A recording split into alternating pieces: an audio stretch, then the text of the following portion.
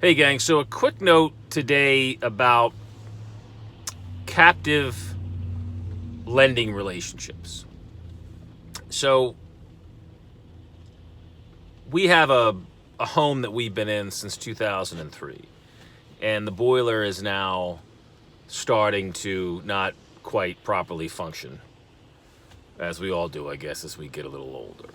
Still works, but the hot water is not quite as robust as it should be. Once again, happens, I guess, as we get a little older. Anyway, so the plumber comes and he says, we can fix it. It's going to cost $5,000 for a coil in the boiler, or at least $10,000 if you want a brand new boiler repaired. So he presents that in a unofficial way, just to give us an idea.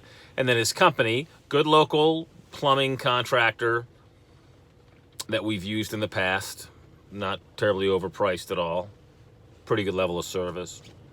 So they send us this estimate for the coil to replace in the boiler and also for a brand new boiler. And it was a lot higher than the guy said. So that's the first mistake, was under promise and over deliver, of course, which this particular guy, although surely well-intended, did the inverse. So the estimate comes in at $13,000, but when I'm looking at it and I'm reading it, it had financing by such and such, an equipment finance company that apparently they have an articulation agreement with. Now it happens, I understand it.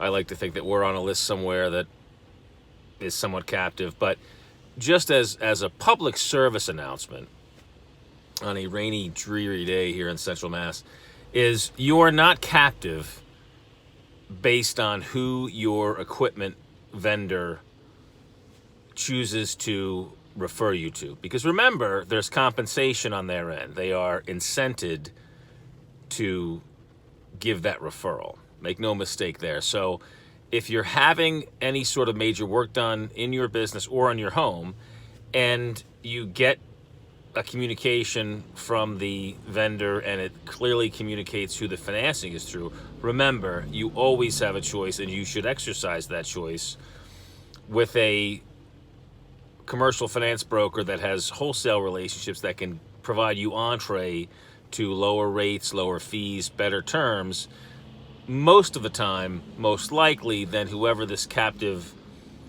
relationship is in terms of the lender and the vendor.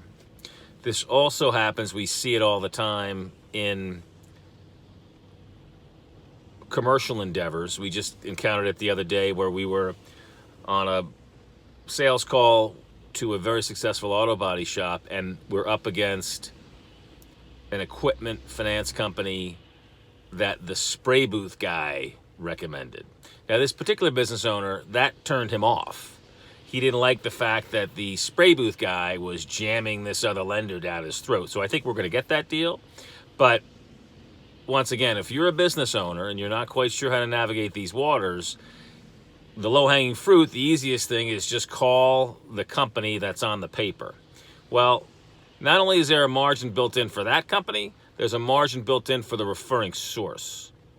So take a second, take a breath, call someone who's an advocate for you and an advocate for your business. Call a broker.